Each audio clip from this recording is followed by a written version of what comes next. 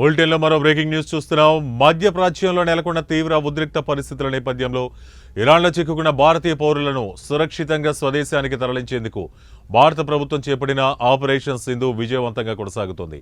ఈ ఆపరేషన్లో భాగంగా 110 మంది భారతీయ పౌరులతో కూడిన తొలి విమానం ఈరోజు న్యూఢిల్లీకి చేరుకుంది. వీరిలో 90 మంది జమ్మూ కాశ్మీర్కు చెందిన విద్యార్థులు ఉన్నట్లు అధికారులు తెలిపారు.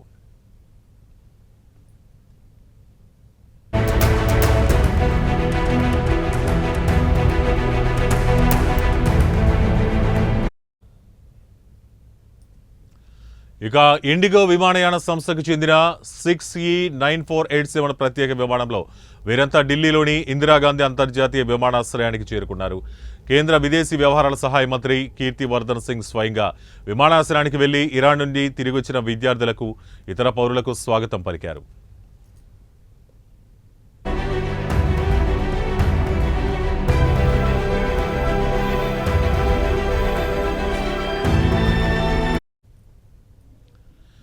ఇక ఇరాన్లోని భారతీయ పౌరుల భద్రత, వారిని సురక్షితంగా తరలించడమే లక్ష్యంగా ఆపరేషన్ సింధును భారత ప్రభుత్వం ప్రారంభించింది. టెహరాన్లోని భారతీయ విద్యార్థులను భారత్ ఎంబసీ సమన్వయంతో సురక్షిత ప్రాంతాలకు తరలించినట్లు విదేశీ వ్యవహారాల మంత్రిత్వ శాఖ ఎంఈఏ నిన్న సాయంత్రం అధికారికంగా ప్రకటించింది.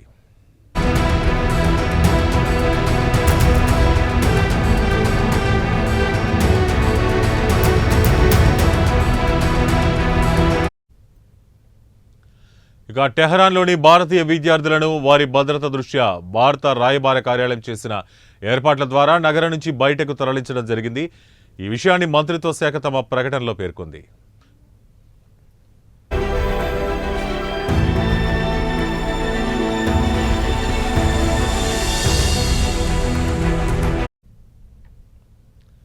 ఇక మధ్యప్రాచ్యంలో కొనసాగుతున్న సంఘర్షణల కారణంగా క్షీణిస్తున్న పరిస్థితిని దృష్టిలో ఉంచుకుని ఇరాన్లో చిక్కుకున్న మరియు సహాయం కోసం అభ్యర్థించిన భారతీయ పౌరుల భద్రత కోసం గత కొద్ది రోజులుగా భారత ప్రభుత్వం తీసుకుంటున్న అనేక చర్యలలో ఇది ఒక భాగమని అధికారులు తెలిపారు.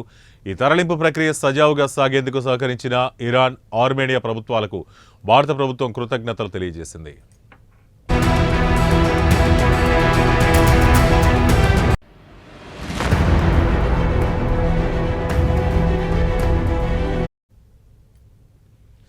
ఇక విదేశాలలో ఉన్న భారతీయ పౌరుల భద్రతకు భారత్ అత్యంత ప్రాధాన్యత ఇస్తోంది. ప్రస్తుతం కొనసాగుతున్న ఆపరేషన్లో భాగంగా ఇరాన్లోని భారత రాయబార కార్యాలయం ఉద్రిక్తతలు ఎక్కువగా ఉన్న ప్రాంతాల నుంచి పెద్ద సంఖ్యలో భారతీయ పౌరులను దేశంలోని సురక్షితమైన ప్రాంతాలకు తరలించడానికి, ఆపై అందుబాటులో ఉన్న మార్గాల ద్వారా వారిని స్వదేశానికి తరలించడానికి సహాయం చేస్తోందని విదేశీ వ్యవహారాల మంత్రిత్వ శాఖ పేర్కొంది.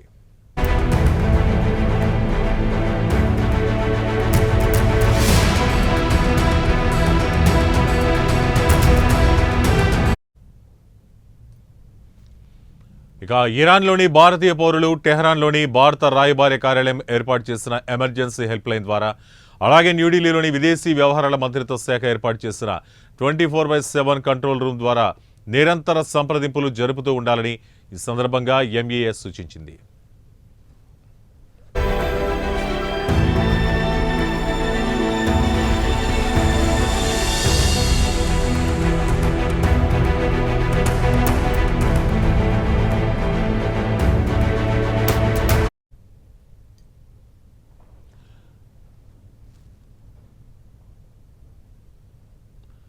ఇక మధ్యప్రాచ్యంలో నెలకొన్న తీవ్ర ఉద్రిక్త పరిస్థితుల నేపథ్యంలో ఇరాన్లో చిక్కుకున్న భారతీయ పౌరులను సురక్షితంగా స్వదేశానికి తరలించేందుకు భారత ప్రభుత్వం చేపట్టిన ఆపరేషన్ సింధు విజయవంతంగా కొనసాగుతోంది. ఈ ఆపరేషన్లో భాగంగా 110 మంది భారతీయ పౌరులతో కూడిన తొలి విమానం ఈరోజు న్యూఢిల్లీకి చేరుకుంది. వీరిలో 90 మంది జమ్మూ కాశ్మీర్కు చెందిన విద్యార్థులు ఉన్నట్లు అధికారులు తెలిపారు. ఇండిగో విమానయాన సంస్థకు చెందిన 6E9487 ప్రత్యేక విమానంలో వీరంతా ఢిల్లీలోని ఇందిరాగాంధీ అంతర్జాతీయ విమానాశ్రయానికి చేరుకున్నారు.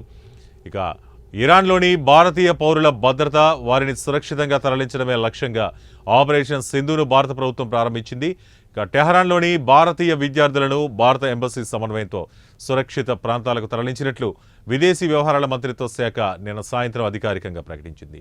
ఇక టెహరాన్లోని భారతీయ విద్యార్థులను వారి భద్రత దృష్ట్యా భారత రాయబార కార్యాలయం చేసిన ఏర్పాట్ల ద్వారా నగరం నుంచి బయటకు తరలించడం జరిగింది అని మంత్రిత్వ శాఖ తన ప్రకటనలో పేర్కొంది.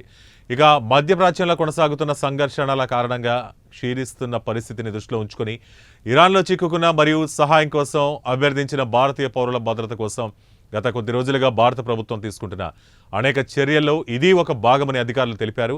ఈ తరలింపు ప్రక్రియ సజావుగా సాగేందుకు దీనికి సహకరించిన ఇరాన్, ఆర్మేనియా ప్రభుత్వాలకు భారత ప్రభుత్వం కృతజ్ఞతలు తెలిపింది. విదేశాలలో ఉన్న భారతీయ పౌరుల భద్రతకు భారత్ అత్యంత ప్రాధాన్యత ఇస్తోంది. ప్రస్తుతం కొనసాగుతున్న ఆపరేషన్లో భాగంగా ఇరాన్లోని భారత రాయబార కార్యాలయం ఉద్రిక్తతలు ఎక్కువగా ఉన్న ప్రాంతాల నుంచి పెద్ద సంఖ్యలో భారతీయ పౌరులను దేశంలోని సురక్షితమైన ప్రాంతాలకు తరలించడానికి, ఆపై అందుబాటులో ఉన్న మార్గాల ద్వారా వారిని స్వదేశానికి తరలించడానికి సహాయం చేస్తోందని విదేశీ వ్యవహారాల మంత్రిత్వ శాఖ పేర్కొంది.